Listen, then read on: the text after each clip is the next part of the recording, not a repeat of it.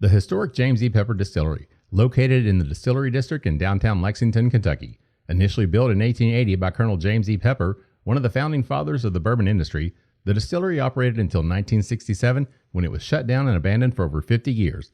After a decade of historical research, the brand was relaunched and the distillery was rebuilt. Distilling recommenced on site in December 2017 using the same historic bourbon recipe as when it was shut down in 1967. Located on the Kentucky Bourbon Trail, the distillery is proud to offer a selection of fine whiskeys along with tastings and tours of the working facility. The distillery gift shop and tour operation is now open on Tuesdays, 6 days per week, Tuesday through Sunday. Fall is special release season, so please stop by and see us or check us out on Facebook for product drop updates in the gift shop. Learn more at www.jamesepepper.com. With Liquor Barn, you can shop your favorite bourbon, that perfect bottle of wine, or discover something new. To place an order for pickup or delivery, download the Liquor Barn app, visit liquorbarn.com, or call your nearest Liquor Barn location. Follow us on social media and subscribe to our email list for all the latest news on products, promotions, and events. Liquor Barn, where Kentuckians go to celebrate life. Cheers!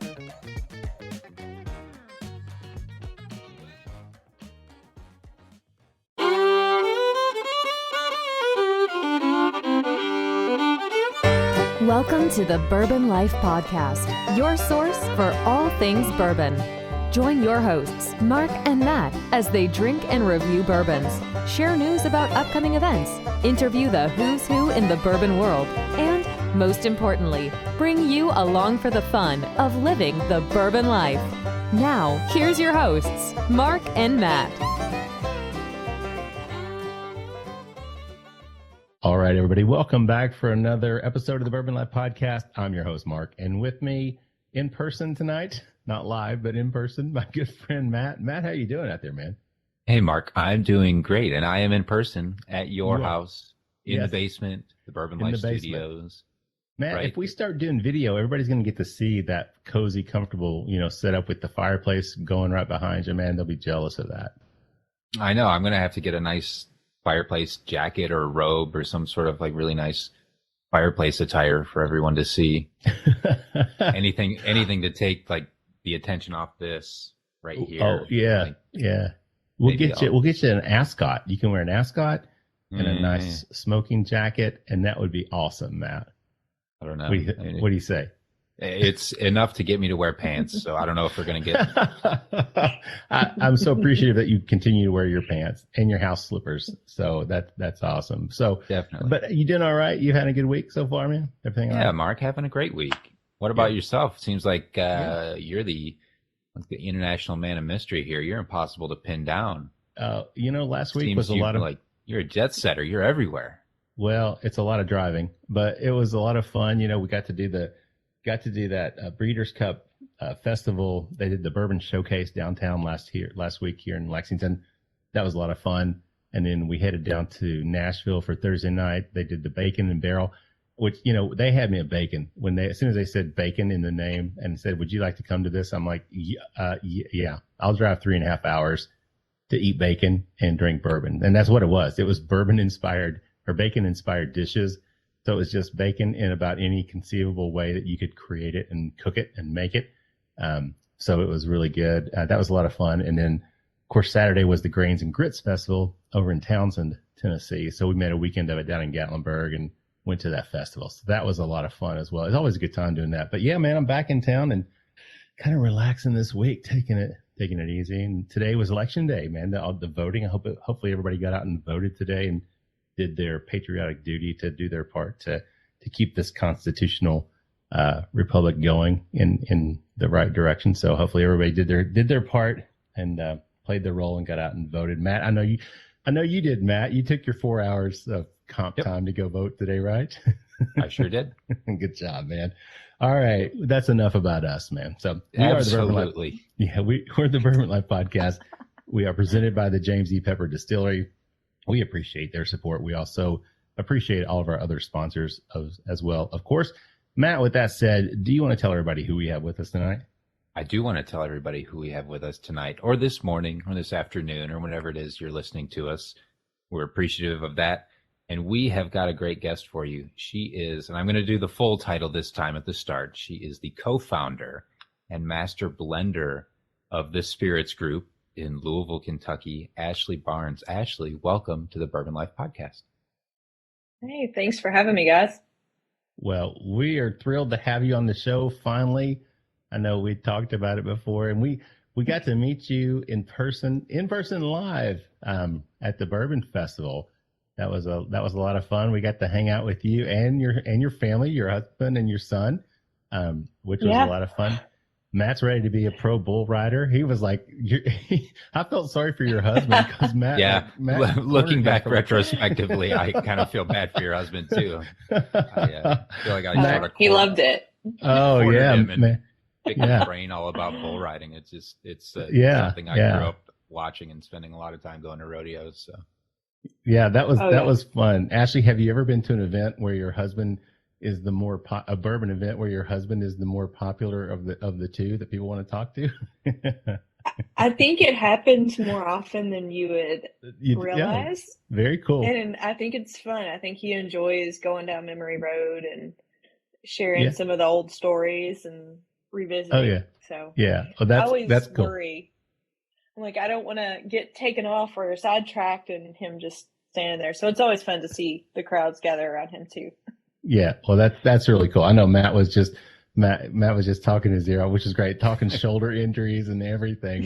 It was just really funny. It's like we're at this bourbon event and Matt's just enamored with bull riding, and I thought it was great. I got a kick out of it, and I thought that was really cool that your husband was just. I mean, you could tell he was appreciative of the fact that Matt was really, encouraging him and just involving him, because I'm sure he goes to these, like you said, he goes to bourbon events and it's about bourbon, and it's kind of hard sometimes. I think my spouse, when she goes with us, even though we're just podcasters, sometimes people want to talk to us about bourbon, and she's just kind of there and nobody knows who she is. So that was fun, but it was great to get to meet you at the Bourbon Festival, and we talked about this in the past, and just really happy to finally get you on the show. Yeah, it was really nice to finally meet you guys in person. I think we've been skating around and yes. like, oh, we're going to do it. And we finally get to do it. So it's super exciting to get to share some of the products that I have and some of the brands I work with, and just a little bit about, what I've been doing for the last several years. And finally get to hang out and chat about it. Yeah, definitely. Well, before we jump into all that, let's talk about what we've got poured up, because this round we're actually pouring up two different things. We're going to start with one of them, but do you want to tell everybody what we have poured up for this round? So we've got EJ Curley is what we are pouring up for this round. We're going to start off with our small batch, which is specifically blended to be a daily drinker. It comes in at 95 proof. And I wanted this to be something that anyone could approach, be it someone who is completely new to bourbon or someone who's vastly experienced and just wants an easy sipping daily pour, something that's good straight. It holds up to an ice cube. It works well in a cocktail. So this is what I would call a daily drinker. And then we have a single barrel. We'll talk about that a little more when we get to it. But sure. EJ Curley is actually a new brand. We just hit the shelves in Kentucky in April. And it's a new brand, but it's an old brand. EJ Curley was actually distilling back in 1867, same time as E.H. Taylor. Okay. And in the same volume. So very similar, was doing his thing, distilled and produced lots and lots of whiskey on the banks of the Kentucky River in Jessamine County. And we have been very fortunate to acquire that property, the original property. We've got a 67-acre property there, where we are reviving and rebuilding, and hope to have some nature trails open very soon, and a tasting room where we've actually working to have the bridge to be able to sit on the bridge overlooking the Kentucky River and sip on some EJ Curley. And it's a really fun project. So to revive a heritage brand, I mean, how often do you get to do that? Yeah, that's really cool. And the bottles are really cool as well. I love the label on them. They're those tall, kind of like the BTAC bottles. They're tall, the labeling, the name, everything. It's like the old cursive. For you millennials and Gen Zers, cursive is how you write before 1995 or 2000. So that's how old people used to write using cursive. The labels are really unique as well. It's just a really nicely designed presentation on that for sure. So Matt, let's jump in. Tell me what you pick up on the nose on this one, man. Got a really nice sweetness right on the front of the nose that I pick up, like a nice honeycomb comes through. Yeah. Then it's got the really great approachable flavors and aromas that everybody loves to get, those vanillas. There's definitely some oak. I pick up some barrel influence on this one as well. I'm not sure what an age is, but it definitely... It is 5. Oh, excellent. Okay. Yeah. Yeah. And then it's got a nice fruity quality to it as well. Like almost like a little bit of a tangerine or like apricot with it as well. And then there's a sweetness of cinnamon that I pick up on the back end of the nose, just like this, like a red hot cinnamon candy that's just got like the faintest little whiff on the tail end of the nose that I really enjoy. Yeah, that nice. Like candy sweet cinnamon. Yeah. It is, and I like those sweet notes and then the fruity notes. I feel like that's part of what makes it approachable. Yeah, very inviting. Yeah, I was going to say the nose is super inviting. It's something you smell and you're like, you makes you want to take a taste. It's not off-putting. There's nothing there that makes you go, oh, that's nosing too high. It's too much ethanol, or it's too much of this or that. It's just a well-rounded. And Matt, I mean, I can't add anything. I can never add anything to Matt's descriptors when he talks. I did pick up the oak as well, and I was thinking, actually, it was almost like a note of leather, like a faint little bit of leather. And I thought, does this have an older barrel mixed in it, or everything's 5 years? Yep, everything's 5. Then I guess maybe this will always be about a 4 to 5 year old. Okay, all right. But yeah, I was sitting here. I kept thinking that I was just picking up a hint of leather, and I thought maybe there's something older in it, but maybe I'm just missing the mark on that. But that's all right. So, well, Ashley, let's talk about you. Now that we've talked a little bit about the nose on this, we'll come back and visit the palate. So, can you just tell everybody, and take as long as you like? We got all night. You just tell everybody about who you are, your background, what you did, how you got into this wonderful world of whiskey. Let's see. So I never knew this world existed. Probably the best way to start this. I had no clue. I am from Southern Kentucky, a little town called Liberty. I grew up about 30 minutes from the town seat of Liberty in Casey County. Casey County, so, right? Yeah. Yeah, little bitty town. And I loved it. And I think a lot of what I do, I direct back to my small town upbringing. So, and just for the record, they're still dry there. So really, it's actually kind of funny at this point. Wow. I think it's fascinating. There aren't many dry counties in Kentucky, and that's one of them. Wow. So this whole world was completely foreign to me. I grew up wanting to be a veterinarian, and fast forward to my senior year of college, I went to EKU, and I had an accident at work. I was working at a dog kennel and did some pretty extensive damage to my hand. So I interviewed for my vet school entry with a nice little cast on my hand going into the first of what turned out to be about 5 surgeries. And they're like, yeah, you're not going to be able to take notes in the fall. So I didn't get in. Oh my gosh. So yeah. that was it. What a rude, I mean, just rude awakening, or not even awakening. Just what a terrible, I can't imagine. Yeah. I'm so sorry. It was a blessing in disguise. Okay. It really was, because I had been so one-track minded my entire life. I had planned C, D, and E on what schools I was going to go to and how I was going to be a vet. That was my plan. And it took this, at the time was not, I couldn't speak positively about it, but it took that to really get me to open my eyes up and see other opportunities. So my background's kind of molecular biochemistry. I'm a geek and I love it. So a chemist. And so I worked in the pharmaceutical world, and I was a raw materials analyst working with some pretty nasty stuff. Honestly, it was not fun. I was in a room with no windows for a lot of hours. And, I got a call from a headhunter, and kind of reverting back to that little small town I grew up in. I did not know headhunters were a real thing.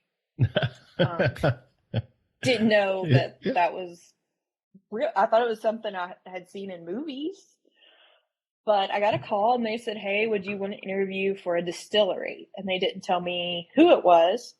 They just said it's quality control in Frankfurt. And I think my first thought was Wild Turkey, because I didn't realize that Wild Turkey wasn't in Frankfurt. Now Right. that seems really silly not to know that. But I was like, sure. It was second shift. I was working third shift. I was like, booze or drugs. And multiple rounds of interviews.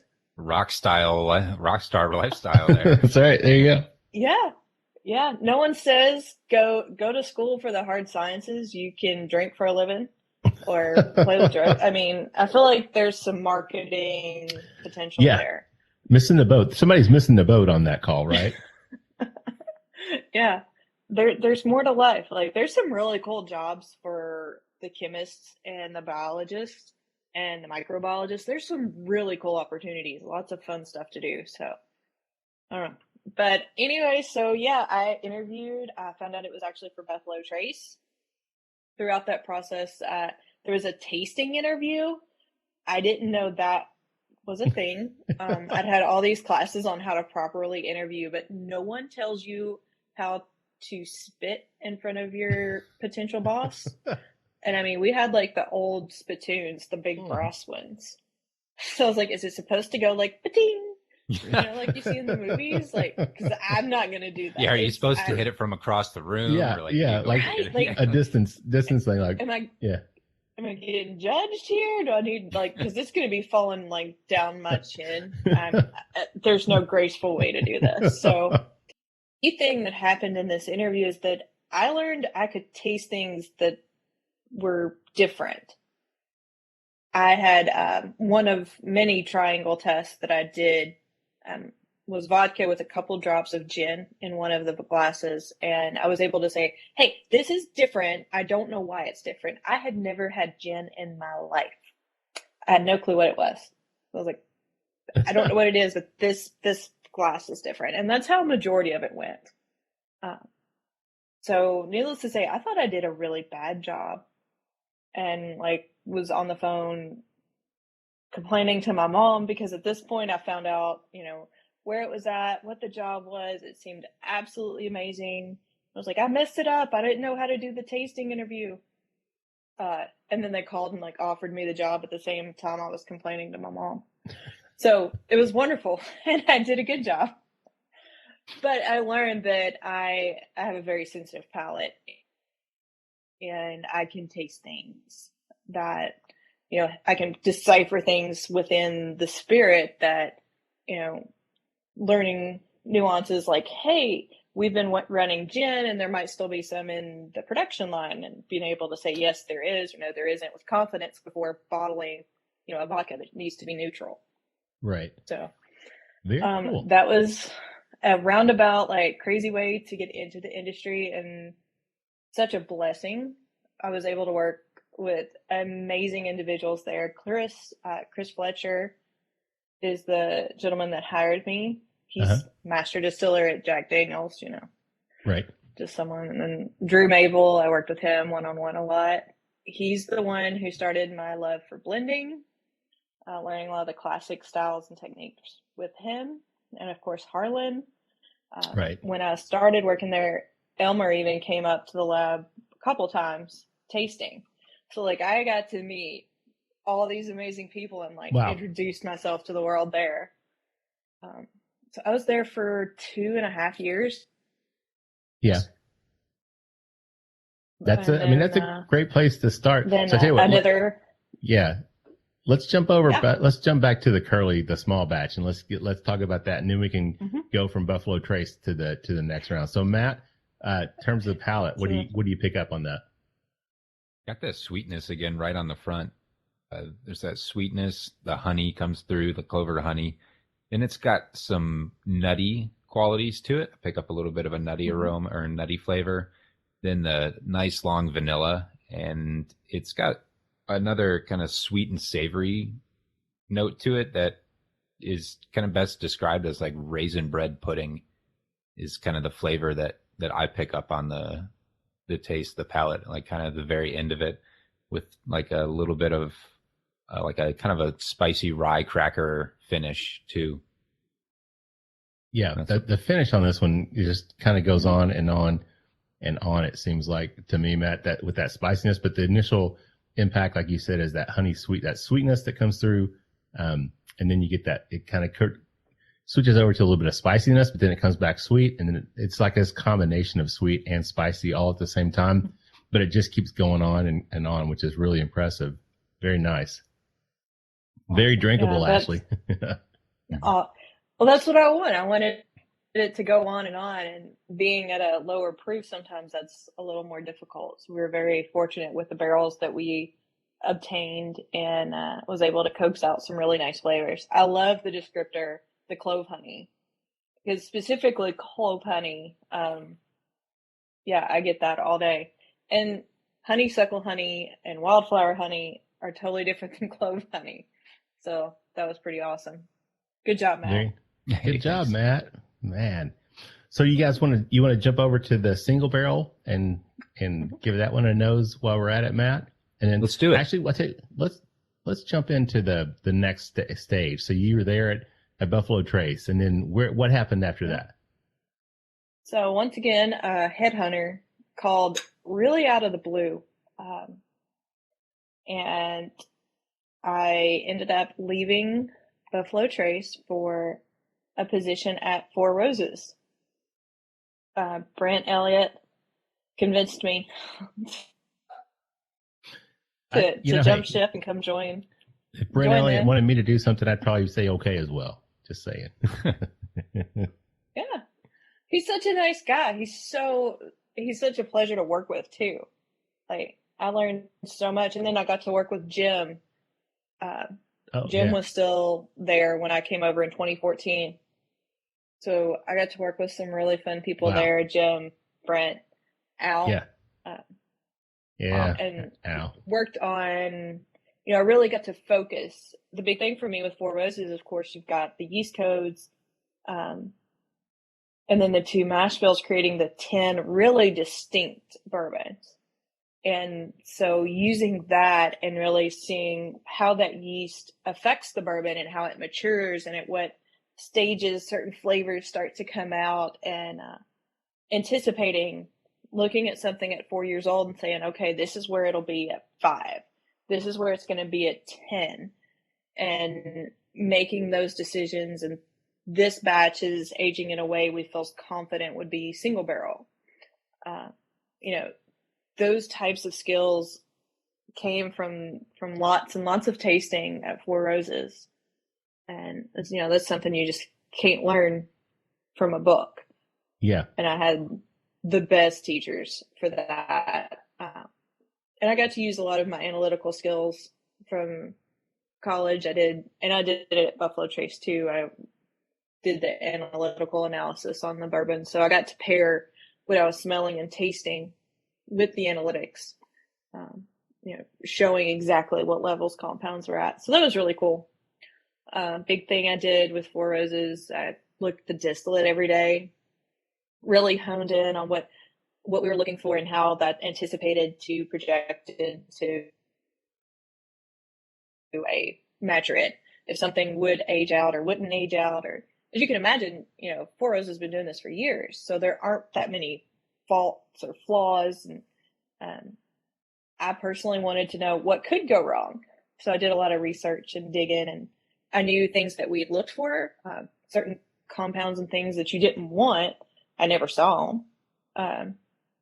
But, ooh, how could that happen? Or why would that happen? So it really Yeah. sparked my interest to dissect things a little more when it came to the whiskey. Gotcha. Well, speaking of which, let's jump over to the single barrel EJ Curley. Matt, I always throw it to Matt because I can't, come up with anything better than what Matt says. So, Yes, Matt, you can. no, I can't, Matt. You Caramel can and do it. vanilla. Caramel and vanilla, Matt. So, what are you picking up on the nose, Matt? The nose on this one is noticeably warmer, and that's not to say that it burns at all. It's just got more of like a heat, more body, kind of more like personality coming right in with the proof on it. Then I pick up the caramel that you're talking about, Mark, and there's almost like faint little bits of butterscotch. But what I really pick up is like firewood type smell, like a really toasted, charred oak, kind of like the ashes that you might smell after a bonfire or something of that sort. And there's also like a savory note, like a savory type of raisin, or like a yeasty kind of like soft, like fresh baked soft pretzel kind of smell maybe. Yeah, like a date. Yeah. Kind of get like date or fig jam kind of richness. Yes, everything you all just said. I agree. And then, yeah, like the sweet yeast pretzel, you almost get a little bit of salinity even. That's Like, what I not was in a thinking. bad way, but like that sweet salinity, like saltwater taffy kind of. That's funny you said saltwater taffy. That was a thought of mine, was like kind of a taffy type note to it. And I like that. So, fun fact about this particular barrel that I gave you guys. This is the barrel that we poured at Bourbon Festival. Okay. This is the infamous barrel 41 that won over so many hearts at the Bourbon Festival and several events. Very, very nice. And you guys have won some awards with Curley as well. Is that right? Has that one? I know you've won awards, but has Curley won anything yet? I should have asked. I don't think Curley's been entered anything into yet. anything Okay. yet. I know the other ones have. I know that for sure. Yes, the others have won several. Yeah. It's just a matter of time. It'll happen. It is. So this one will be entered into competition, the upcoming competitions, because this came out, in April of this year. So it really hasn't been out that long. Right. Good. Yeah, I don't think when you entered, time to submit things, we weren't quite ready with it yet. Okay. That makes sense. Well, I'll tell you what, I hate to do this because we're kind of at the end of round one, but let's talk about the finish and the palate on this one. And then we can jump back into round two. Matt, what do you get in terms of finish and palate on this one? Oh man, you're really, really rushing. I know, here. man. I'm pushing you. Sorry. All right. It has nice heat coming right up front. It's not, definitely not the burn of 122 proof, or almost 123 proof, but it's got a nice flavorful heat. There's cinnamon coming through, kind of a warmth, like fresh, warm bread coming with it. And then there's definitely some savory notes. I'm picking, I get like a plum, or almost like some sort of like a plum or a fig, like a reduction type, like a reduction type sauce, or like kind of a savory and sweet at the same time. Definitely some oak influence on it as well. There's a nice flavors of the oak and a little bit of leather coming down the end, and then a good finish that has brings back kind of that yeasty buttered cracker type flavor as well. But a nice finish that really leaves a nice oily coating in the mouth too, and has a really great feel kind of on the top of the palate, like on the roof of the mouth, and just a nice warm hug kind of up there. Really leaves you thinking about it. Yeah. Again, the finish on this one is also just, it lingers, and I really enjoy that very much. Can't add much to Matt's descriptors though, but Ashley, I'm sure you can. So what did Matt miss? Yeah. What did I screw up? What did he screw up, Ashley? That's what I want to know. I don't think Matt missed anything. I think he did a really good job. I like this one hits me as kind of like an everlasting gobstopper. It keeps going. It keeps evolving. Yeah. I get lots of really nice like herbal notes. And for me, this is almost like when you walk into an antique shop and you get the rich leather and the sweet antique oak. Like, to me, that sits kind of in your jaws and you get to chew on it for a minute. And then that opens up into more that raisin bread pudding kind of thing, just keeps going, and little nutmeg here. And then now that it's, it's been a few minutes since I took a sip, just like a sweet cinnamon candy kind of mellows out. So I think you did great. It's got a long, complex finish, and I really like that. And whether I'm picking a barrel for EJ Curley or any of my other brands, those are some of the things I look for. Very nice. Well, I've enjoyed both of these. Matt, what about you? What do you think? Yeah, definitely. So I'll tell you what, let's take a quick break, get a word from our sponsors, and then we'll jump back in with more with Ashley Barnes, Master Blender with the Spirits Group, in just a minute. The Stave Restaurant is a bourbon lover's paradise right here in the heart of bourbon country. Located at 5711 McCracken Pike in Millville, Kentucky, between Castle and Key and Woodford Reserve, Chef Kyle Klatka prepares amazing food each day that features an elevated Kentucky-inspired cuisine. With a full-service bar, great bourbon flights, and signature cocktails, the Stave is the perfect place to catch up with friends after a fun-filled day of touring the local distilleries. Be sure to check them out online at thestavekentucky.com or at Instagram and Facebook at The Stave Kentucky. Three Chord's line of whiskeys embody the spirit of creativity. The whiskey is a true collaboration between producer and composer Neil Giraldo and master blender distiller Ari Sussman. The Three Chord team of expert blenders, coopers, and sensory professionals have developed a multi-step process they called Perfectly Tuned Taste. This process begins by carefully selecting the finest bourbon and rye whiskeys from Kentucky, Tennessee, and Indiana, and then blending them together. Find out more about the whiskeys and distribution in your area at www.threechordbourbon.com. All right, everybody, welcome back for round 2 of the Bourbon Life Podcast. I'm your host, Mark, and with me tonight in person, and he's live, is my good friend, Matt. Matt, how you doing out there in front of the fireplace, man? I'm nice and cozy, Mark. I appreciate it. My buns are getting toasty. We're having a good time. It's warmed up your palate, man. You're killing it, Matt. You're killing it. Killing it tonight, dude. Maybe we need to switch places. Maybe you come in here and sit, and I'm going to sit in front of the fire. Maybe that'll help me. That's good. Well, the person in front of the fire gets it thrown to them first. So you got to be ready to give tasting notes. Oh, no, sir. Notice. No, sir. That doesn't work for me, Matt. It doesn't. But hey, we are the Bourbon Life Podcast presented by the James E. Pepper Distillery. We appreciate their support. We appreciate the support of all of our sponsors as well. And with that said, Matt, tell everybody again who we have with us tonight. Absolutely. Back with us is the master blender with the Spirits Group, Ashley Barnes. Ashley, welcome back for round 2 of the Bourbon Life Podcast. Round 2. I think getting your buns all nice and toasty is a great introduction to this toasted finish that we're getting ready to taste. I didn't even mean to do that. What is that I smell? I don't think that's bourbon. I smell bacon. What is that, Matt? Bacon. Those would be my buns. Pairs well with bacon. Yeah, there you go. Woo! We're having our own bacon and barrel festival here in Mark's basement tonight. Oh, Lordy. Shoo. All right. Ashley, would you like to tell everybody what you've been so kind to share with us and what we're going to be drinking this round?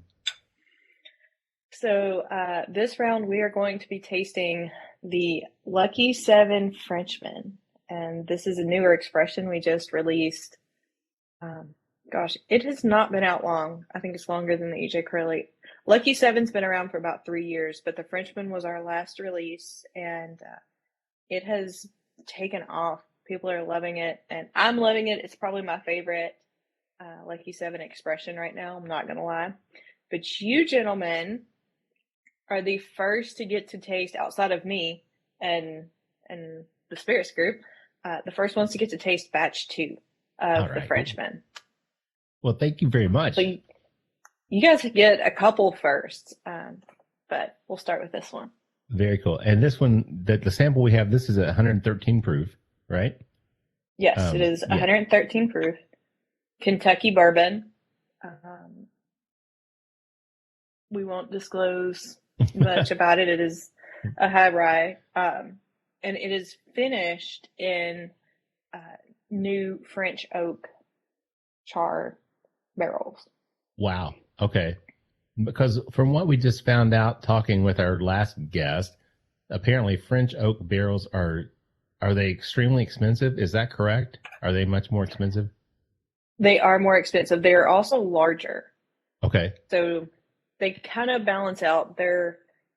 Every type of oak imparts its own unique flavors.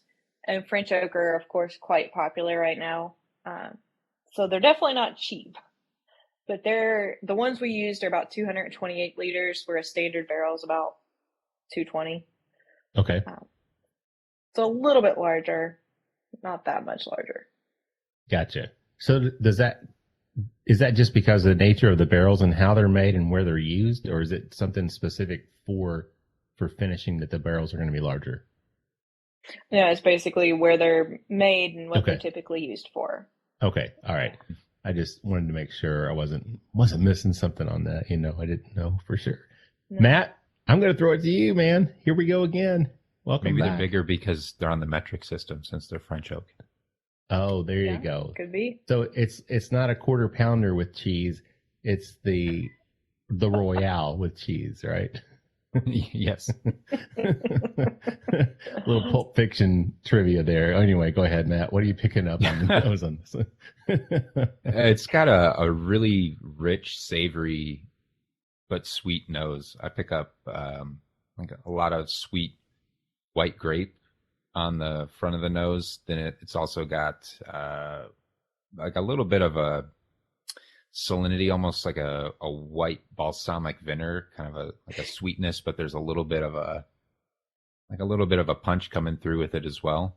And then it's surprisingly, as much as we're talking about white grapes, it's also got, I smell like really nice some red wine fruits on it as well. Like maybe some of the sweeter things you might pick up in a red wine, like some strawberry or like almost a raspberry champagne kind of type aroma on it. And then a nice toasty finish too, like really, really warm, nice oak on the finish as well. Matt, I'm going to go back to the last, because we had one that was bourbon that was finished with the staves, not an actual barrel.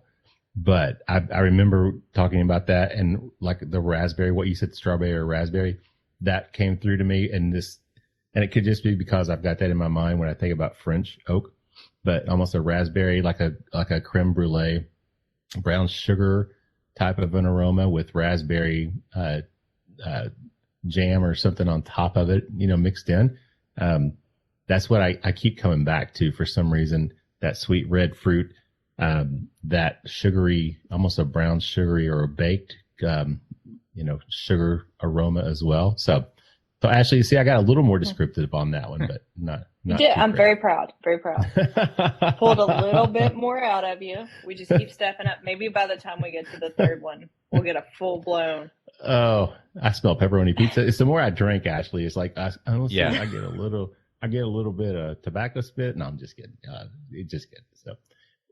So how did we do on that one? You did really good. Both of you did good. I like the white grape.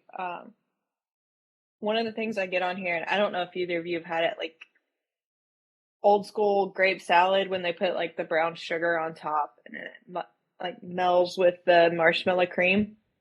I've not had that. It's you should have it. It's really good. It's also probably not the healthiest thing for you, but it's just like marshmallow with this brown sugar. It's just like it's a different kind of rich vanilla caramel that it's really delightful and really good in whiskey.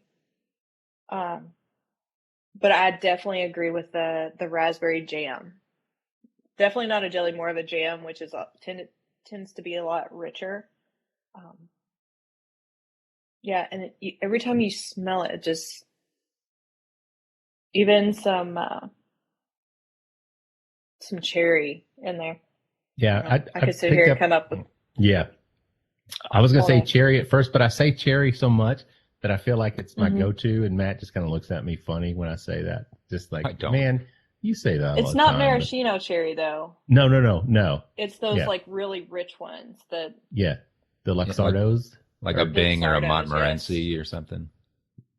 Yeah, it's got that Yeah. nice rich. When Matt was saying like a rich kind of fruit flavor, it's like, yeah, that's what I was thinking. kind of got like a pipe tobacco too. Oh yeah, It yeah, always, like my grandfather smoked a pipe and he had like the sweetest tobacco in it, and it was yeah. yummy. That's what I said. My dad smoked a pipe when I was a kid, and it was like almost like a cherry flavored tobacco. You know, he always smoked a flavored tobacco, but cherry seems to be one of the flavors he smoked. And because I used to love to just take the plastic bag and open it, you know, and just smell the tobacco. But even when he'd pack it and smoke it, it still had a really nice aroma to it. So yeah, takes you back to your childhood, right? It does. You know, that's something that I hope, of all the things that I blend and pick and create, I hope that's what everybody does. Because man, it's taking me back to my childhood. It's taking me back to some amazing memory that maybe you even forgot about. I was sampling some bourbons one day and I came across one that took me straight back to the tobacco stripping room. Oh yeah, You know, back when I was a kid, and I was like, I can it put me so much in the moment. I could tell my grandpa was standing beside me with a cigarette wow, hanging out of his mouth. And I was stripping, you know, the middle parts, whatever they were. Like, they had a different smell than the tips and the trash and like all of it. It just took me back there, and I called the owner of the distillery. I was like, so I need at least 2 cases of this reserved for me when you bottle this barrel. Oh wow, So that's every really time I cool. call him, like, have you bottled that yet? Well, that I agree, and I I think hope that's everybody has that. yeah, I think that's part of the fun of drinking bourbon, or any whiskey, I guess. But you know, for us, obviously, bourbon, that it can take you back. And it sounds funny to say, yeah, it takes me back to my childhood. And people are like, wait, what? How does bourbon take you back? It's like, well, it's the memories. I mean, it's the aromas, and so much of your memories, you know, are based around the foods you ate or the things you were doing, the smells that you had, and whatnot. And I think when a bourbon does that, it's quite an experience. It's not just a sensory from the taste perspective. It's sensory from the memories and everything else that goes into that. And I think when you can capture that, that's really cool. So yeah, taking the cherry pipe tobacco. I mean, yeah, it reminds me of sitting in the living room and my dad would reach over and, you know, grab his pipe and load it up and just get that aroma in the house. And I loved it. So very, very I cool. love it. All right, Ashley. Yeah. So let's jump back. So we talked, you were at Buffalo Trace, you're at Four Roses, and then dun, dun, dun. Where'd you go? What happened? Then I met Monica, and my world was rocked. Actually, she came through my lab in Four Roses, and I didn't know she was her. I just knew there was a group, and I now know that she was in that group, and I didn't do anything special. I just did my normal thing, and we did a tasting, and she put my name in the hat to be a judge for American Craft Spirits. And I was like, this is awesome. I get to provide like all these amazing things I've learned. I can provide as feedback to craft distillers. Like, and I get to taste all this cool stuff that the craft distillers are getting to do that we don't really get to do. Cause I mean, we're huge and there's only so much wiggle room because the demand is so high. So it was just amazing. And I was very fortunate to get to participate. The craft spirits judging was in Louisville that year. And they kind of move around. So, you know, one year it's in Louisville, next year it's in San Francisco. So I did get to do that. I got to meet Monica. She introduced herself and told me that she put my name in the hat, and we became very fast friends. And so we just I learned about her. She was working in the craft space with her father, Richard Wolf. Who in his own right is like, he's amazing and has done so much for the industry itself. So she was working kind of on the business side of the craft world and also in the bulk whiskey sales. So I was looking to do more. I loved what I did. Loved every minute of every day. What I did, who I was working with. It was a great opportunity, but there was always like this nagging itch that I wanted to do more. So I started kind of looking, and I talked with Monica. I was like, "Hey, what do you think?" So we started talking more about opportunities, and she's like, "Well, if something comes up on my radar, I'll let you know." The more we got to talk, the more we realized that we both had similar goals. And she noticed the need for someone with my experience in the craft world, that there weren't many quality control chemists and blenders and tasters. There weren't many of us out there that were working. She was selling all this bulk whiskey, but then she's like, well, I don't know what they're doing with it once we sell it.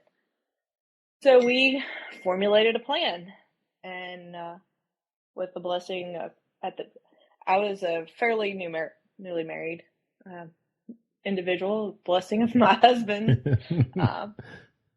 We decided, hey, let's start a company, and she would do the business and the barrel brokering, and I of course would assist some, like taste the whiskey we were selling and provide feedback.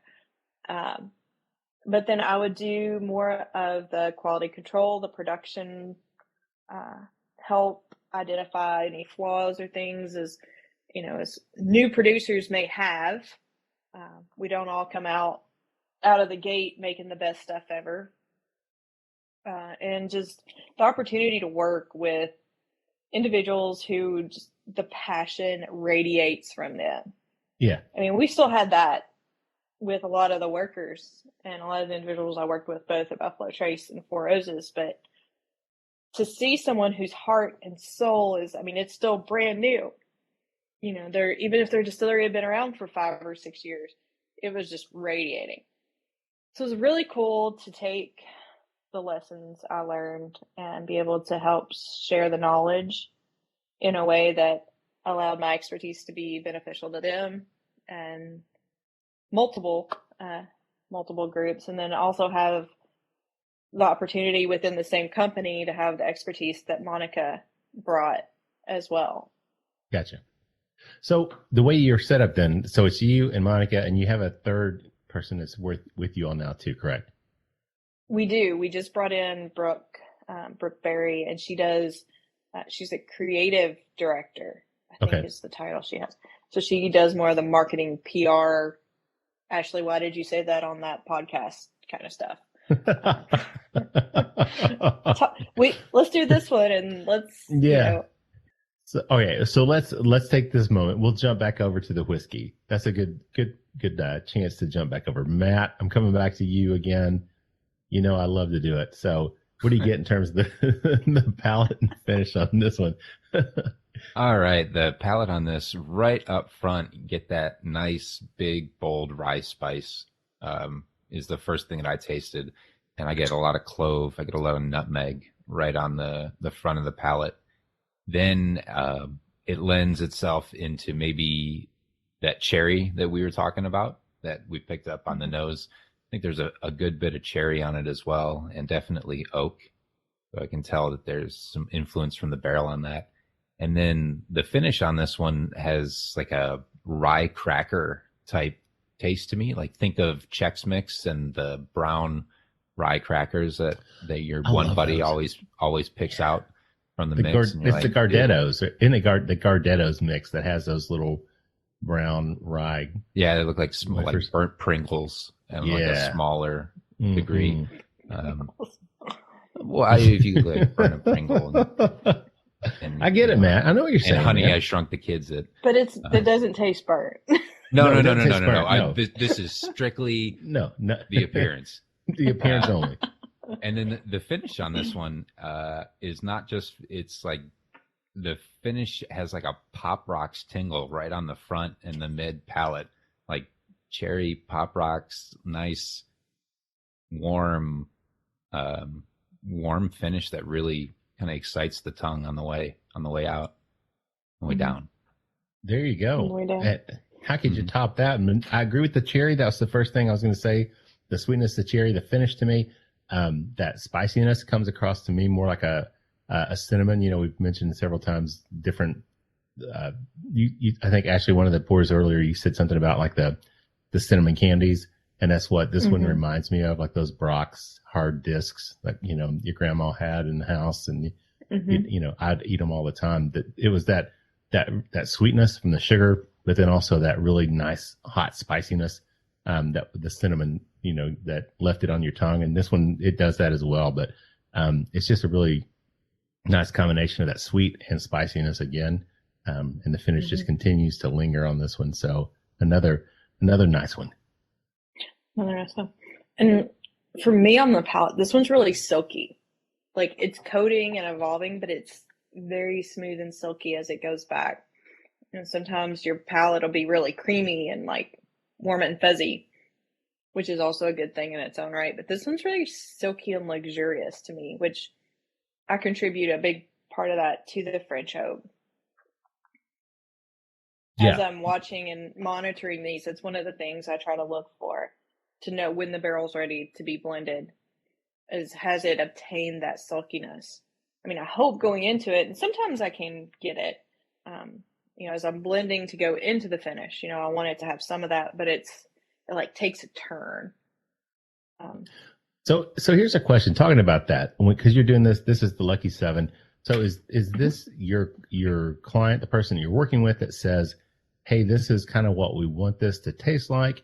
Or is it you saying, hey, these are the barrels that we have, and here's what we can work with? And I'm just kind of trying to figure out how it works. I mean, do different people want different things? They just say, Ashley, please just do your thing. Or do they come in specifically and say, I want it to taste just like this? So that is a really great question. Yay. And the products that we are tasting today, all 3 clients said, Ashley, do your thing. Okay. All right. But that's not always the case. With our consultancy, we're probably about 50-50 brands to distilleries. So I work with a couple distilleries in that light, and what they have is what they have. And they are continually producing, and the goal is to make the best product with what they have and something that can be consistent. So if I'm doing a 4-year-old product, I want every batch be consistent and to have all those rock star attributes that anything I can coax out of their liquid. So with them, it's, kind of, here's what we got. How can we make it better? And I like to think of myself as a blender, as the person putting the cherry on top. They're already bringing some phenomenal whiskey, we hope, and gaining ground. But then we want to put that cherry on top. We want to make it shine and be the best that it can be. So no matter what distillery I'm working with, that's part of the process.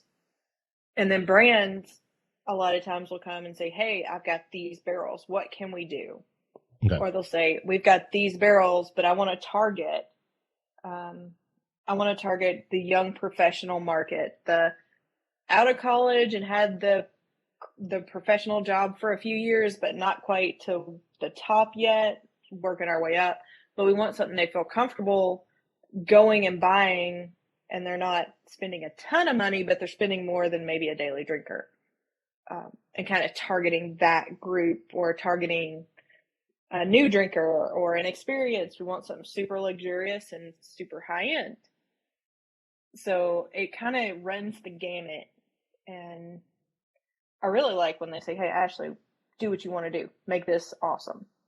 Yeah. Well, let me ask you this. And Lucky 7.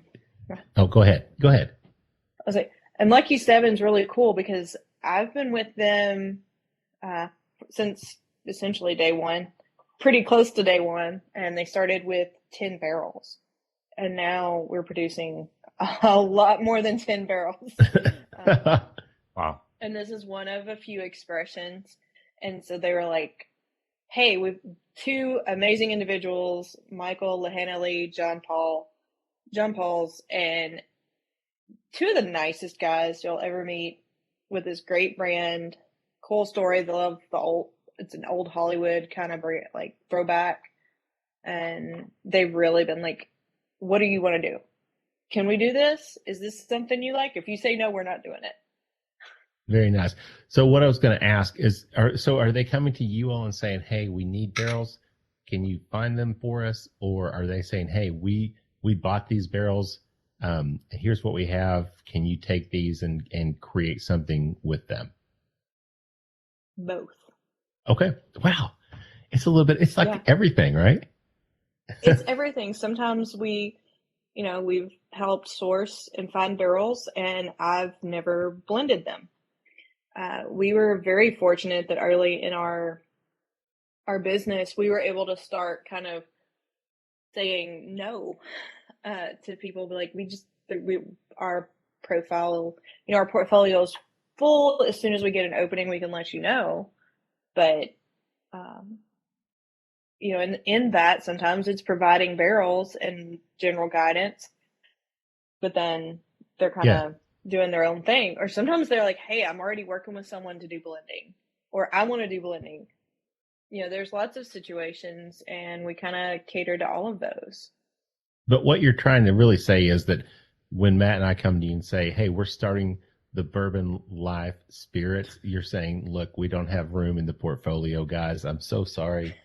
You're just going to have to wait your turn. I doubt we would say that to you. I'd say we'd help you out as much as we could. Hey, like, hey, don't offer that. You don't know how much help. I'm Mark saying and that I now. need. Tomorrow I might be saying something different. But I was gonna say you got to teach me how to even be able to describe my whiskey first, Ashley, before I can even think about crossing that bridge. Okay, so. Oh gosh, well, I'll tell you what, we're at the end of round 2 here, so why don't we take a quick break, get a word from our sponsors. Matt, final thoughts though on this Lucky 7, the Frenchman. What do you think? Batch 2. I love it. Absolutely. Yeah, man. Really unique, really flavorful. Yeah. Second week in a row, we've had French oak inspired, flavored, infused, whatever the other one was infused with the staves. This is actually barreled. But man, I'm really, this whole French oak thing is, yeah, I don't know how else to say it. Really becoming a fan of that. So, now when would this one be coming out? This batch 2, Ashley? It's being bottled the 17th, so just in a few days it'll be on the shelves. And distribution on Lucky 7, what is? Because people are going to want to try to find it. Is it something Kentucky only, or is it everywhere? Or? Oh no, it's Kentucky, maybe California, Tennessee. Okay. It's in several states, and then can ship online. Okay. It and EJ Curley can ship to 48 states. Oh, okay. All right. Well, that's good to know. So people that are listening that want to try it, because the Curley was great. The single barrel just killed it. That was, the 122. That's just, that's my wheelhouse. I love it.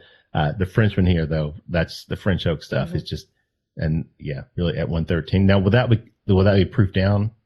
Be below 113? That is proof down.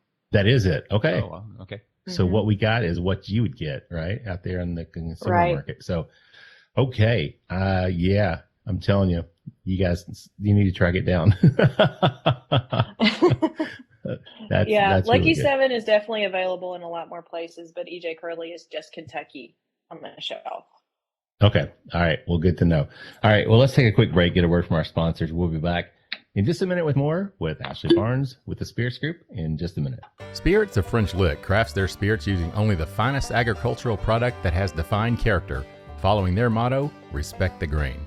They lead the way in representing the quality of the Hoosier artisan distilling process while paying tribute to its inseparable past. By implementing best practices from those early times, combined with modern touches, Spirits of French Lick has created a truly unique place in the industry. Spirits of French Lick products are distributed throughout Indiana, Kentucky, and Missouri, and can also be purchased online through Sealbox at sealbox.com. Visit spiritsofFrenchLick.com to learn more information and make sure to follow them on Facebook and Instagram. All right, everybody. Welcome back for the third and final round of the Bourbon Life Podcast. I'm your host, Mark. And my good friend Matt has decided to hang around tonight, finally, for the third session, because he usually leaves halfway. No, I'm just kidding. But Matt, I'm glad you stuck around hanging out with me here in the Bourbon Life Studios, otherwise known as my basement. I know you're nice and toasty out there. Nobody wants to go back out in the dark. And I hate 6 o'clock, man, and it's dark already. How awful is that? I know. It's like I took my lunch break from work to watch the sunset. That's man. You're man. Every show, I need to start a whole collection of Matt isms, and I'm going to do like this coffee table book of Matt isms and sell it. See, but I've got to save them until the final round, so people have to listen. There you go. That's right. Put up with you and I for that long in order to get my one little gem. They want to know what the Mattism is for the show, right? All right. Enough about us again, Matt. Tell everybody who we have with us. Unfortunately, she also hung around for the third final session tonight. Yes, the most important person to hang around for the third and final session is the co-founder and master blender of the Spirits Group in Louisville, Kentucky, Ashley Barnes. Ashley, thank you so much for sticking it out with us. It's been fun. It's hard not to stick around and see what kind of Mattisms or Markisms or what gets toasted. And hey, I'm working on getting toasted. I'm just We're getting there. We're getting there. And I have to compliment you on your attire this evening, Ashley. As you lean back in your chair, I can see the reveal of the UK attire that goes along nicely with my UK tumbler. That I'm drinking my water out of tonight. That's right. You can't be here in Kentucky and not be a Kentucky fan, daggone it. So, but I did see that your Colonels last night thumped some poor little basketball team by 85 points. I don't know if you saw that or not, but EKU. No, but that is awesome. 80. They won by 80. I'm like, how? That's like something from like 1906 that you would see. That some team like. Whoever, just beat some poor little high school team by 85 points. But yes, your alma mater, EKU, won by 85 points in a basketball game last night. Anyway, kind of crazy. Absolutely. I know. I need to represent EKU a little better. I noticed the other day, I was like, I need to do better. All my old stuff is like barn clothes now. So I need to revamp that. No, wait a second. Were you in a sorority at EKU? No. Okay, I was just going to make sure because, you got to say your Greek letters and hats and everything, so I did it was not really I did Phi Sigma, which was just a science society thing. Wow, so you're like Anthony Michael Hall in the Breakfast Club, right? You're in the Latin club and in the physics club, and no, I'm just kidding. I did some kind of ag club thing we did, and the science kids. Yeah, no, that's funny. I was being funny because I was in high school. I was actually in the Latin club for 4 years. So. Oh wow. Yeah, for all 4 years of high school. I was went to a fancy school. The Latin club. Anyway, we didn't have that kind of stuff. Well, what can I say? We're a fancy Eastern Kentucky high school, so we taught Latin over there. So let's talk about speaking of Latin, let's talk about this fancy pour we got coming up here because it's another foreign language. Yeah. What do you got poured up for us here? So we have Two Worlds whiskey for you guys, and this one's a lot harder to get a hold of, but I wanted to give you guys something extra special. Of course, like the others were special, and Lucky 7 was the next batch that isn't even bottled yet. This is Two Worlds whiskey. It is a very limited edition. Originally, and even for this, I blended this to appeal to the French palate. Ashley Donahue is the founder, and she came to Monica and I she's from Louisville, lives in France, worked in the whiskey world in France, and was like, they don't understand that bourbon is awesome. They think it's a caramel vanilla bomb, and we need to change that. We need to introduce them to the amazing world of bourbon and how complex it can be. And so she had the idea. She is amazing and just amazing person to work with. And I said, cool. we started talking about what she felt would appeal, and she would, kind of bring, when she would visit home, she would get bottles and take them back to France and have her friends taste different things. And then she and I would talk like, hey, they really like this, or they really like this, and this is what they liked about it. And through those conversations, I developed an understanding of kind of what she wanted in this whiskey and what she felt would appeal to the French palate, in a positive way, of course. And so, I think they drink a lot of red wine. They appreciate a nice single malt. And, those are kind of staples that we started working with. And the whole premise of the brand is based on the French-American Alliance, which is awesome. I'm a history buff. Enjoy it. So, Yeah. Hey, we would not be who we were or who we are today without their assistance in that little battle that was back in the 1770s. Exactly. So we need to showcase, like, hey, you guys helped us out and introduced us to a lot of techniques that we use today in whiskey making. Let's reintroduce them to the spirit they introduced to us. Yeah. Well, let me ask you this. So, when you think of France, obviously you think, wine, champagne. You think about, for me, I think about from a spirits perspective, I think cognac and I think of Armagnac. Were those variables? I mean, when you're saying you're trying to find something that appeals to the French palate, I'm assuming that they are also, like you said, I guess single malt, they're Scotch drinkers over there as well. I'm assuming. So that's like a huge variety of different things, right? Right. There's a huge variety, but you also, I wanted to take into account when would they be sipping on this whiskey? I mean, I start sipping on whiskey and evaluating at like 8:00 in the morning, which is much later than it used to be. It used to be like 5 and 6 a.m. Me too. Oh wait, no, just kidding. So, what would it look like? And so I leaned really heavily on Ashley to learn, because I've never been to France. I mean, I've been to Paris, Kentucky. I don't think that helped me out much. So, sorry, my mom jokes are lame. Oh no, that's great. No, that was funny. That was a good one for people that aren't from Kentucky. Because we have Paris and we have Versailles, and we've got all the European cities here. From the French influence. I mean, that's right. So, I leaned on her, and she's like, well, after dinner, they would sip on it. Or, they're going to look for those complexities. And they're going to look for something that at all sounds like, awesome, this is totally my wheelhouse, because that's what I like in a whiskey. So we appealed to that, something that would appeal to those flavors, lots of red wine notes. And this was one that was really cool. She was like, do your thing. So of Nice. the barrels that I knew were available, then I was able to curate a blend based on those. And we were almost kind of backed into it to create batch 1. And what you guys are tasting is batch 2 for La Victoire. And I am not a French, I'm sure I'm butchering that, but La Victoire batch 2. So part of this is actually, all of it's being shipped to France as we speak. I really hope that was picked up today.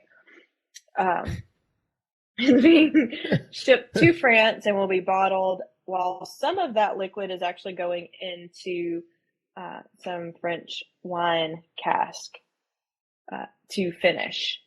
Okay.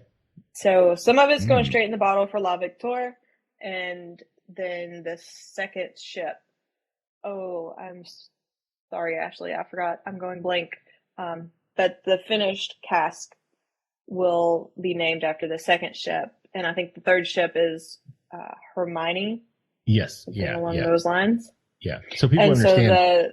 so It was the Marquis de Lafayette and the ships that he used that sailed from France to the United States that were part of the Revolutionary War that helped us secure the victory. So the first one was the La Victoire, and then the second one which I'm drawing the blank on as well. But the third was well, we say, I think the American pronunciation would be Hermione. Thinking about. Yeah, which is not correct. Yeah, I don't even know how to say it in French. The La Victoire. The only reason I know that is because I watched the video today and saw Ashley pronounce it. And I've watched it too, and I was like, man, that was so long ago. It seems so long ago. But it's a cool story. I mean, I like the fact that the brands are named after those ships, obviously with the connection in the two worlds, obviously, because I think the story was that Marquis de Lafayette was,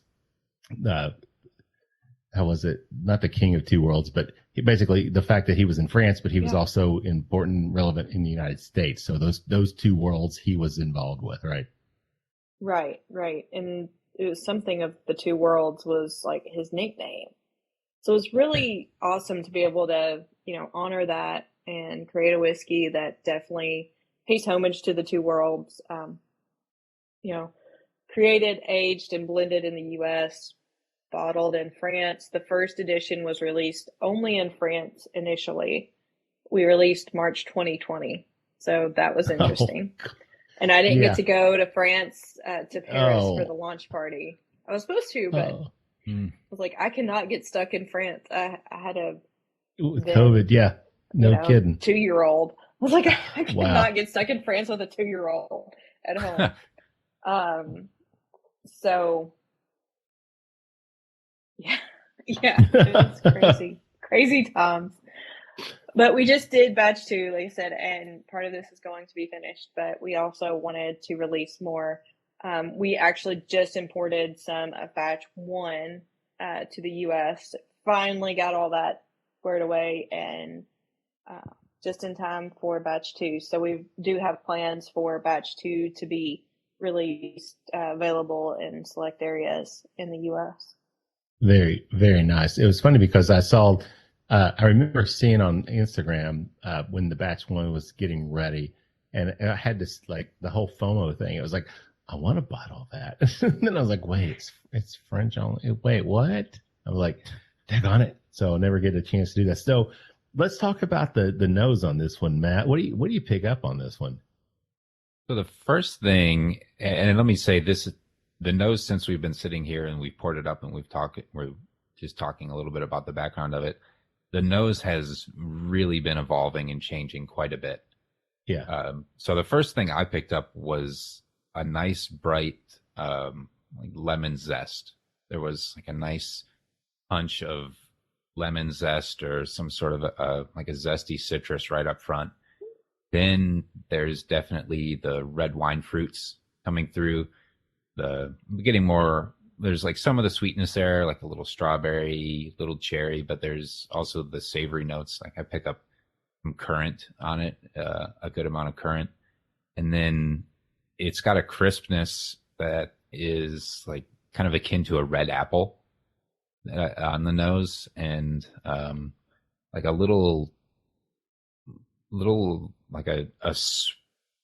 a really savory kind of creamy note that I can only best describe as a bechamel sauce. So a kind of a buttery, cheesy, nice, rich. It takes me to my days of cooking and cooking in a kitchen of making a fresh bechamel sauce. Okay, Matt, I cannot. How do you top that? I was gonna say there's no way.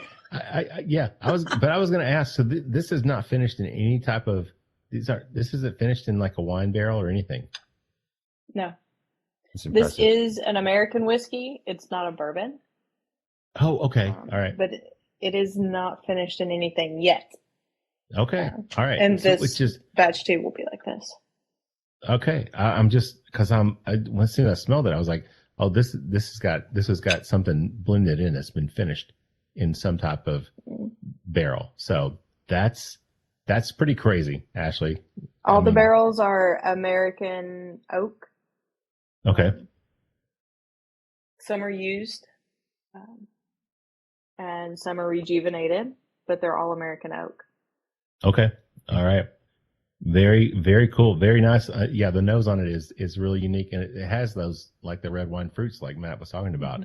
And that's why as soon as I smelled it, I'm like, oh, this has an aroma kind of similar to some type of like a red wine. You get those kind of notes off of that.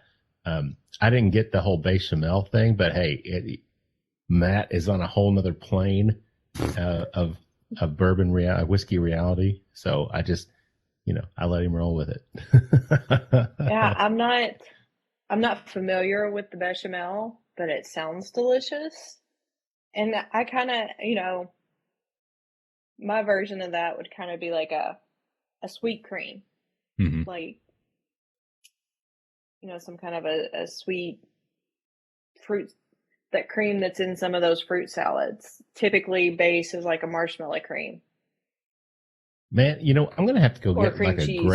a grape marshmallow creamy salad or something after this show is over, because you're killing me, Ashley. Yeah. You're killing me. Look it up. I mean, grape salad is amazing. And you sprinkle pecans and brown sugar on the top, and then it just kind of soaks in.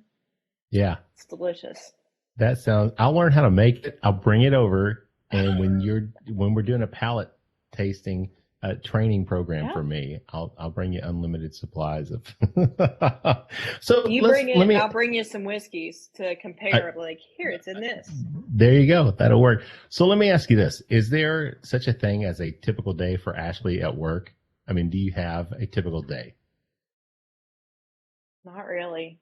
Every day is different. Like a typical tasting day is pretty intense. That'll be tomorrow-ish. Like, I'll drop Clay off at school and I'll come home and I'll taste probably 20 or 30 whiskeys before I go back for the school's Thanksgiving dinner. And then come home. And they're like, that sounds so bad, but they're up in your face. They're smelling you like, are you sure you're ready to take him home? I think maybe we need to have a talk. Are you sure you can drive? How do you think I got here? Yeah, that's right. Yeah. And so probably I will do those, and I'll be very focused in just writing my tasting notes. And when I'm doing that for a blend, which is what I'll be working on, they're not your tasting notes like what we're talking about. I'm writing down things and how I feel that barrel will participate in a blend. What will it bring to the table? Is it something that can stand alone as a single barrel? Is it something that we need to do something totally different with because there's some kind of a critical flaw? So it's notes, but it's different than what we were talking about or what you would read on a flyer or notes about something.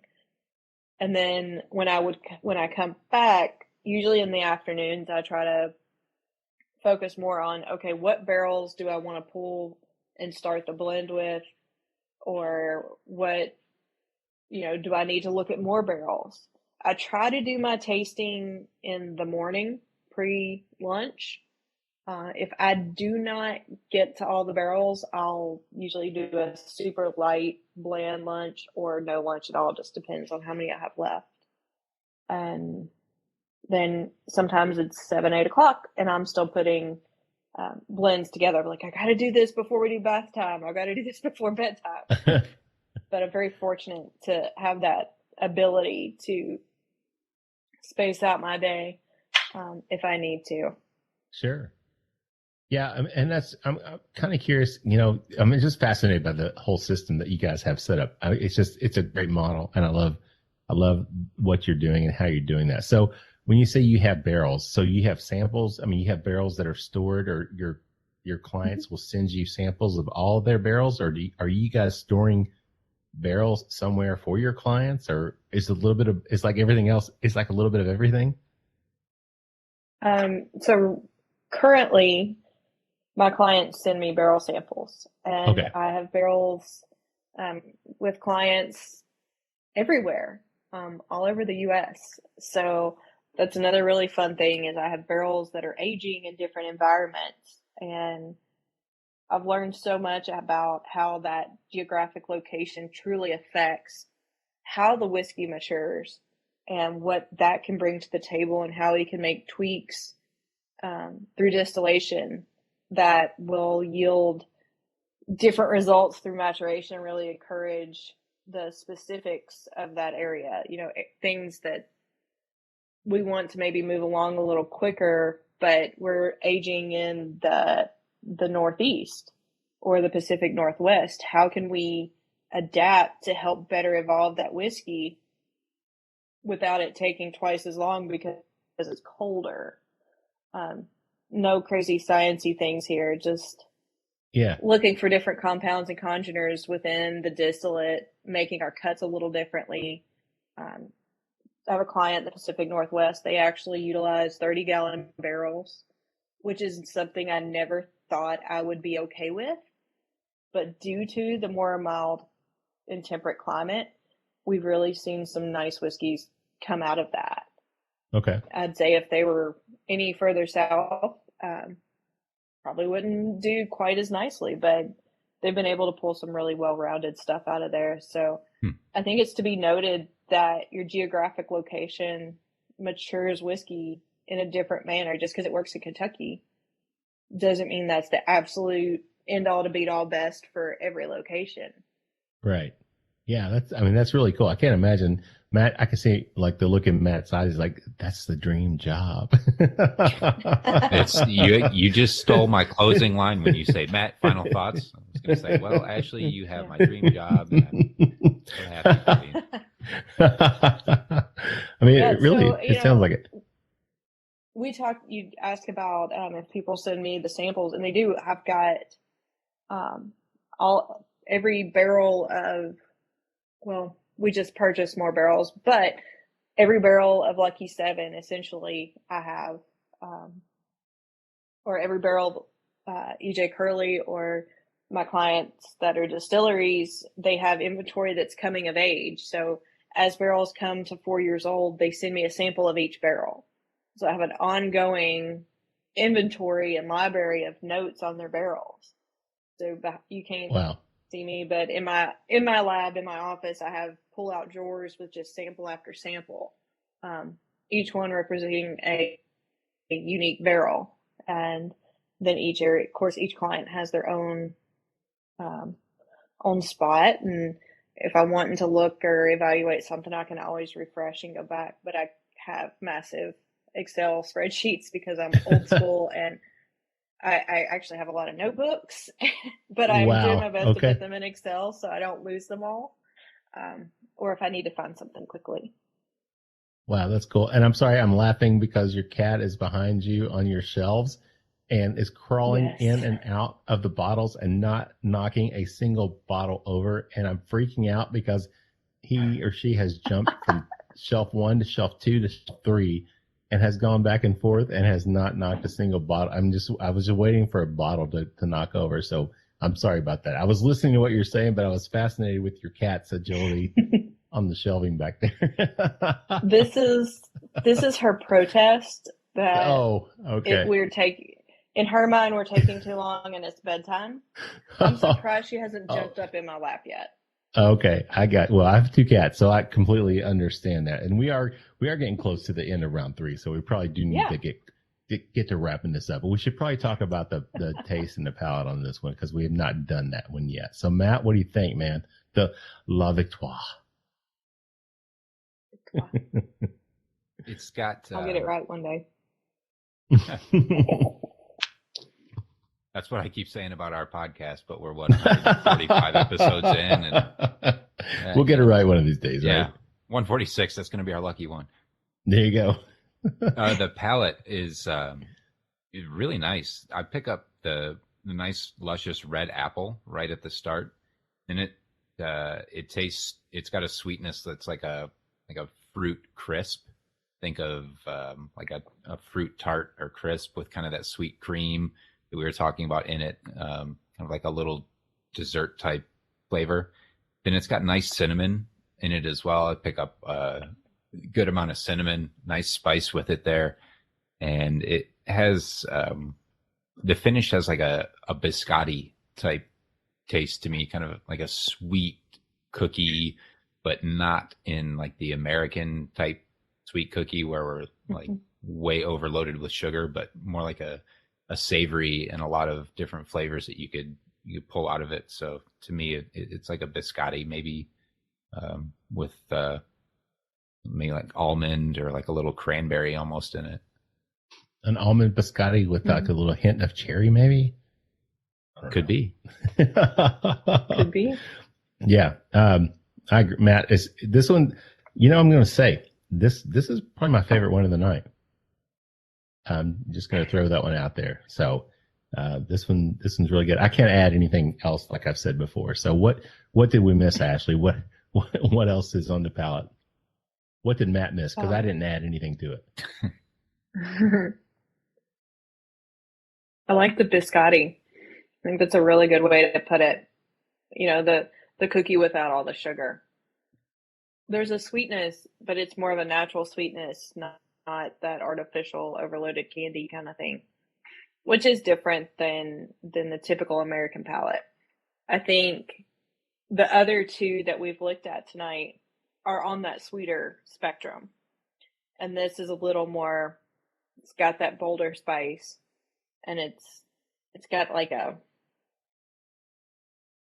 little leathery note. And it's evolving.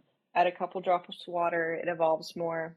And that kind of red wine, almost a little dryness on it. It's got a long finish, but it's a dry finish.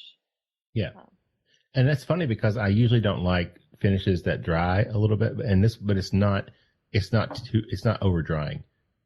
Because when I have those ones that make me kind of pucker and want to drink of water, I'm like, no, that's not for me. And this one doesn't do that.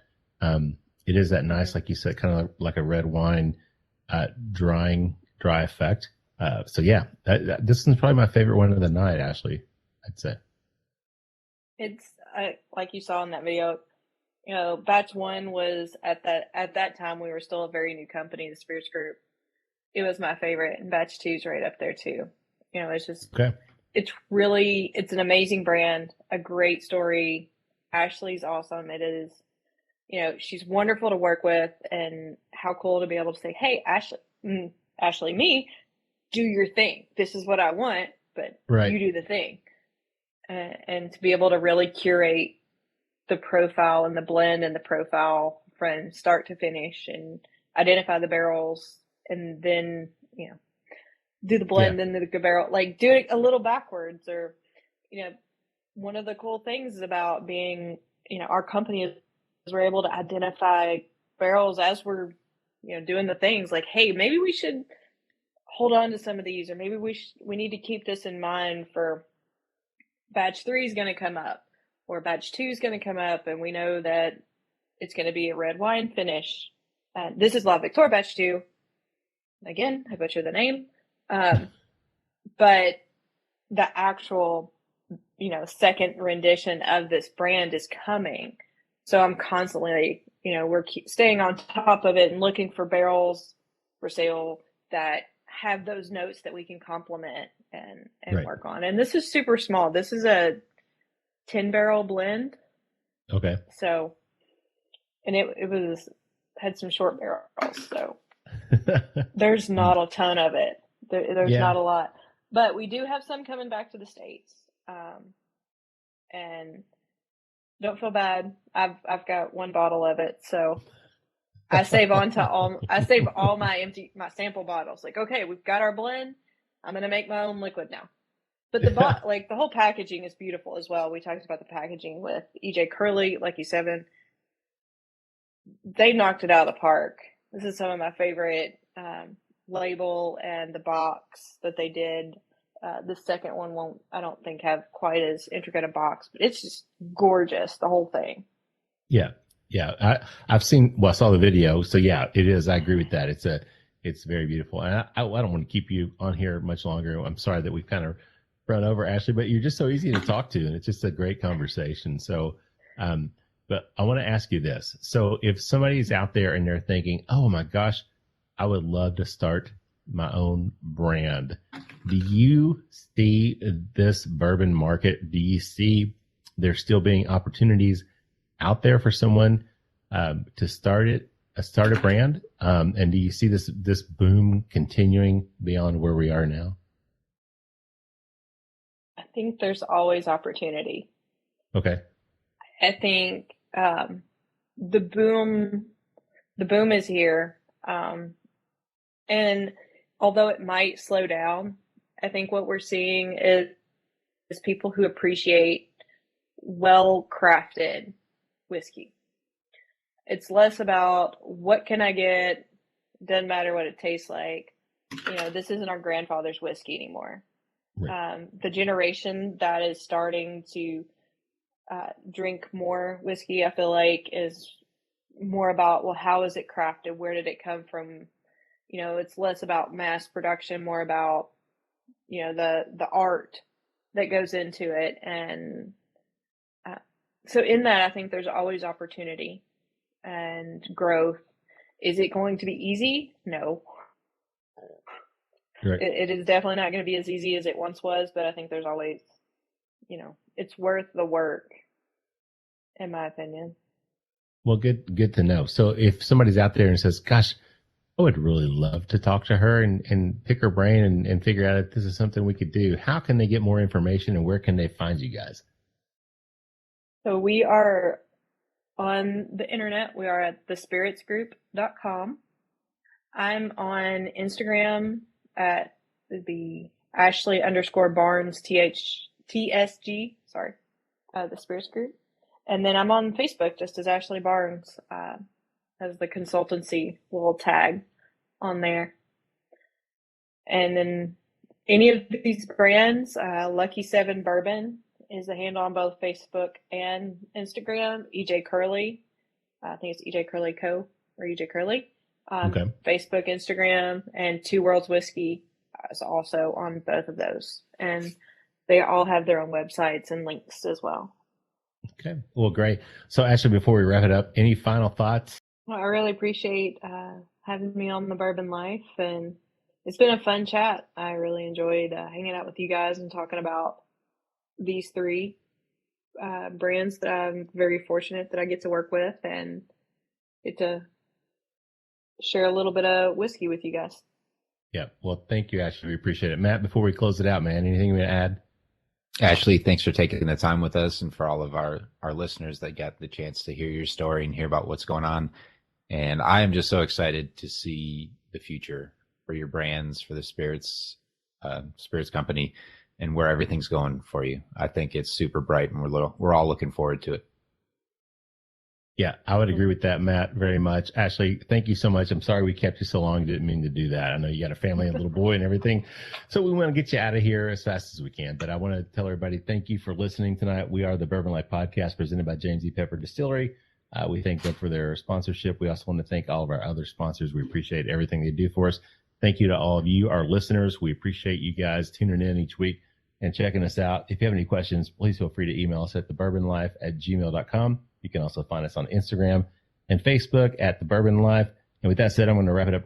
Send us up with our tagline, which is, may your glasses always be full, and may you keep on living the Bourbon Life. Thank you for joining us for this week's episode of the Bourbon Life Podcast. Our mission at the Bourbon Life is simple: to share our passion for all things bourbon with you every week. And we'd really love to hear your thoughts on how we're doing. You can find us on Instagram and Facebook at The Bourbon Life. You can also contact us by email at thebourbonlife@gmail.com. And you can always find us on your favorite podcast platform. If you have a moment, we'd love it if you would rate us and give us a review. So until next week, we hope your glass is always full and that you keep on living the Bourbon Life.